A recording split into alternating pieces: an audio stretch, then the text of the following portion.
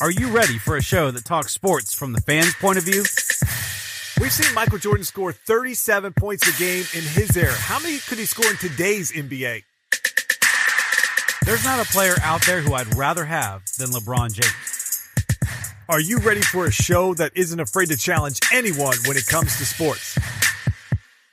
If Adam Silver really wanted to fix tanking in the NBA, he would stop rewarding teams by giving them the best chance to win the draft lottery. I mean, how many times will Roger Goodell drop the ball on handling domestic violence in the NFL?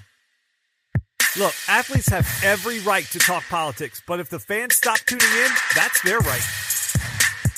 Then you're ready for Talk Back, a podcast where two fans debate the media narrative and discuss the world of sports as we see it. Welcome to the show.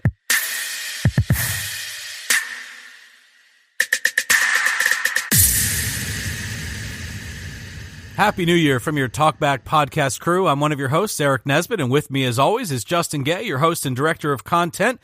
In the new year, we've got to bring a close to the NFL regular season. That's right. In segment 2, we're going to be looking at those wild card previews. But first, in segment 1, all of the latest news from around the league, including coach openings. There are a lot of them. Teams that we think had a terrible season compared to really what a lot of people thought would happen. And, of course, those Pittsburgh Steelers, not only did they not make the playoffs, but, Justin, they couldn't even get through Week 17 without more drama.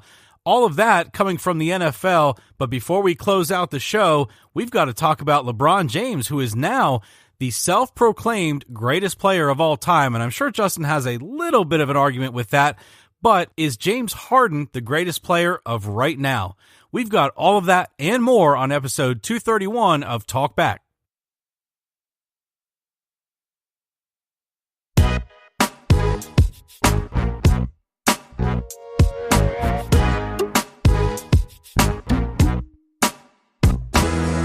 Welcome back to the show. We are now back to our normal 2-segment podcast through the holiday season, and there is a ton to cover. So let's jump right into what we saw in Week 17, the last week of the NFL season. The regular season just flew by.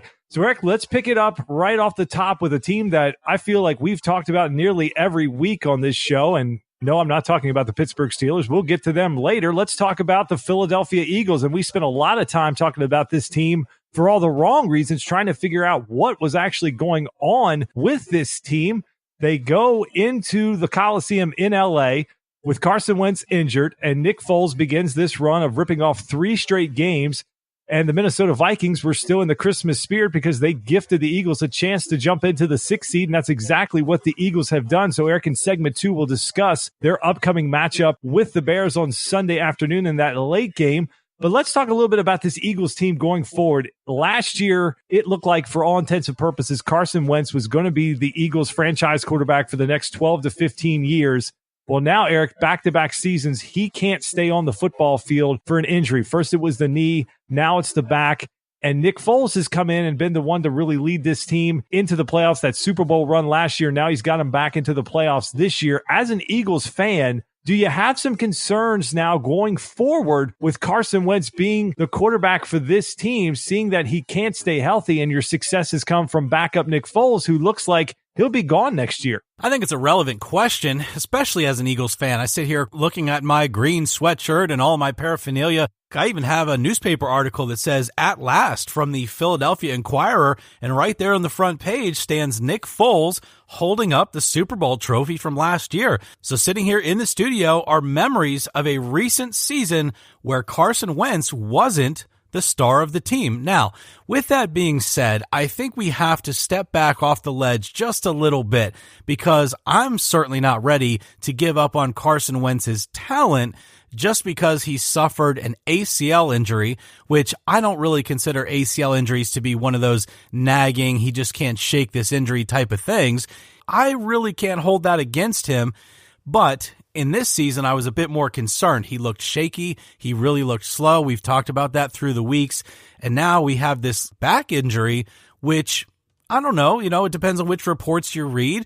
maybe that was lingering for quite some time. So my hope is that he can come back and be the guy in year 3 that he was for the first couple of months in his rookie season, because I'm going to sit on the side of the fence that says Carson Wentz is the future of this team, and there should be no doubt about it. With that being said, I couldn't appreciate more what Nick Foles has done for this franchise, delivering that Super Bowl victory, as I said, and winning the last 3 games to get them into the playoffs. We'll talk in segment 2. I think there's going to be some trouble this week, but I certainly appreciate what Nick Foles has done, and if he gets a nice contract and an opportunity with another team, I can't really blame him. I think from a talent standpoint, I don't think I've necessarily lost faith in Carson Wentz because, again, I don't think he was totally healthy, but then that sort of brings what my fear is for the Eagles in that it feels like quarterbacks are ones that stay very healthy. You've got your Eli Mannings, your Phil Rivers, those type of quarterbacks that feel like they never miss games. Even Russell Wilson, I think, hasn't missed a snap for like 7 years, even the style that he plays. And then you get to your quarterbacks like your Matthew Staffords, even Aaron Rodgers sort of falls into that now where it's a knee or a shoulder or ribs or something. And it's always like they're nicked up. They're always missing a couple games throughout the season here or there. And the competition level is so close. If you don't have a really good backup that you can depend on, those 2, 3, 4 games that those quarterbacks miss, that can be detrimental to the season for those teams. So I think that's my concern for Wentz is just the style that he played and what we saw, sort of the style that he played his rookie year and even last year, where he was a guy that would get out of the pocket, be a mobile guy, kind of like Luck in his early years, where he was taking some big hits, taking some shots. The Eagles' O-line got him destroyed, for example, in that game versus Tennessee earlier in the year. So those kind of things do concern me because I feel like now it's starting to become a pattern. Yeah, he did have an ACL. That's more of a freakish injury. But again, that was a game he was scrambling it. And if you take that away from him and you say, okay, we're just going to make him more of a pocket passer, I think that diminishes what his talent level really is. So again, I think Foles is gone. I think a team like a Jacksonville or somebody's going to make him an offer, not top end money, but it's going to be decent money, will be a big raise for him. And he's going to have to take that opportunity. The Eagles are going to be left in a situation where they're going to have to go get themselves a good backup quarterback until Carson Wentz can sort of get over that hump like we saw with Stafford, where he seems a little bit more stable now. Yeah, he gets nicked up, but he doesn't tend to miss a lot of games. At least that's sort of been the trend the last 3 years or so with him. But that's a concern, Eric. I feel like I have to see Wentz get through a year where he's not missing a multitude of games or his play is not completely ravaged by the fact that he's got some kind of injury. I'm not going to argue with you there. I'd love to see him play all 16 games of an Eagles season. And I also agree that Philadelphia really had the most optimal situation in the league, being that Nick Foles is probably one of the top 3 backup quarterbacks of all 32 teams. So now you're going to lose that going into next year. For sure. And yeah, it's going to be a big loss. If Wentz goes down next year in any period of games, then you start to see a pattern. Then you start to wonder, okay, is this guy going to have to change his style? My fear about that is, look at a guy like Colin Kaepernick. He set the world on fire his first year and a half in San Francisco when he took over. But you take away that style as they started to try to coach him out of his playing ability, which included that run offense. And he just totally changed as a quarterback. You saw that with RG3 a little bit, and he also got gun shy because of his injuries being a running type quarterback. You take that away from them, and they just completely change. So I'm with you on the concern level. I want to see it through year 3 and year 4. If we start to get at the end of next year and Wentz can't stay healthy, yeah, a lot of potential, but I would start to hit the panic button more at that point. Well, another team that may be getting ready to press that panic button, and that is the team that allowed the Eagles to jump into that 6th seed there in the NFC. That's the Minnesota Vikings, Eric. We talked about them on the show last week from the standpoint that I personally thought that they were going to take care of the Bears and hold on to their chances to get to the playoffs and maybe even give it to the Bears enough where the Bears would have to pull their starters. The game script went completely different than what I thought. The Bears jumped up on Minnesota in this game. Minnesota's offense was putrid, to say the least. And once again, Kirk Cousins came up short on the big stage. Now only 5-25 versus teams with winning records throughout his career. Eric, I feel like we've been talking about this since last year, and we certainly hit on it in the preview show for the Vikings. I know I've talked time and time again about living in the D.C. metro area where we get every Redskin game. I have DirecTV Sunday Ticket anyways, but my brother, a huge Redskin fan, we spent a lot of time together watching Cousins play every week, and this is not a surprise that he put up great numbers in Washington, but at the end of the day, he wasn't getting a lot of W's. And late in games, he made a lot of mistakes. And there's a lot of people that just looked at analytics or statistics and didn't watch the games to understand that this is nothing new, that Kirk Cousins has been doing this since his days in Washington, where when he gets on the big stage, he just doesn't perform. So, Eric, I'm not even going to ask you the question of was the season a bust for the Vikings? That would be way too easy because we both know that the answer to that question is hell yes. But let's take this forward because Cousins is part of that 3-year, fully guaranteed $84 million deal. The expectations were already extremely high for this team, and now you're going to ratchet that pressure up even more. We saw changes to the coaching staff during the year. Mike Zimmer is said to sort of be kind of on that hot seat maybe going into next year. He's going to keep his job this year, but if this team doesn't start out rolling next year, if they get out of the gate slow, you might see Zimmer unemployed as well. So the pressure is going to be ratcheted up that much more next year on Kirk Cousins. So is it safe to say that going into next year, the pressure that Cousins felt this year is going to be even more, and that this could be a mounting issue that's just going to continue to linger throughout the length of his contract? Oh, absolutely, without a doubt. I just don't know how anyone could look at this and feel good about the situation in Minnesota. As you said, we don't have to talk about their season. There's no doubt it was a bust, a huge disappointment. The GM, the coaches, everyone, including teammates, had to have had more of an expectation for this year, bringing in a guy like Kirk Cousins and paying him that much. Even other players like Adam Thielen and others feel like they're underpaid if a guy like Cousins being overpaid isn't performing to expectations. So I just look at this and wonder, is this going to be something that demotivates other players on the team? Is this going to be something that hangs over them through the offseason?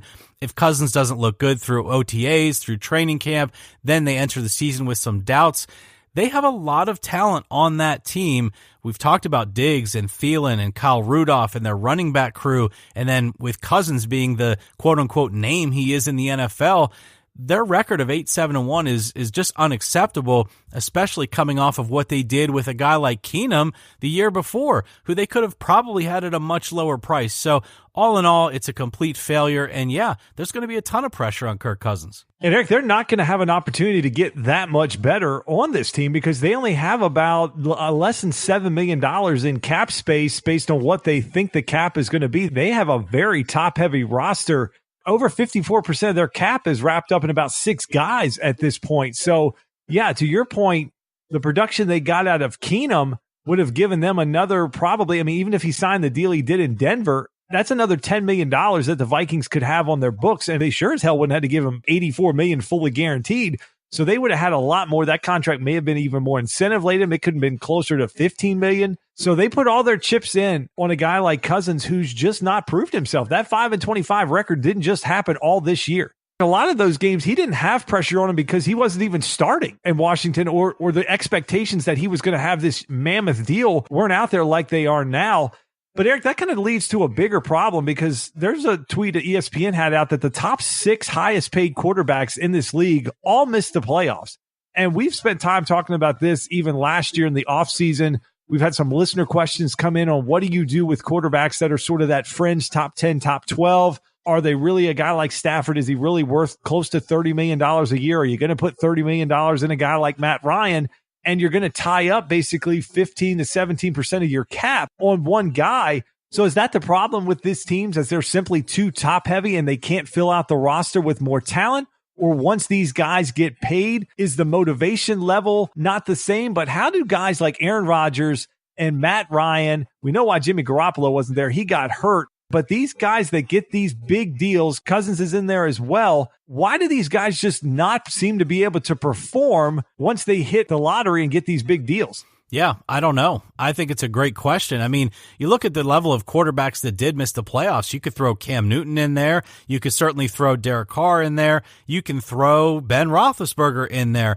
The guys that miss the playoffs and get paid a lot of money to lead their team from the quarterback position, you have to look at it. And Justin, out of the two of us, you know way more about salary cap stuff than I do, especially when it gets to the NFL and NBA. You love to look at all that stuff and break it down for the show, and I appreciate that. But I'm right there with you. I think the deals get so top heavy and basically put such a pressure on the team to squeak these other players in and fill cracks with guys that are either coming off free agency or getting a 2-for-1 in a trade, or these guys that are, 9 or 10 year veterans, and you're trying to plug holes in the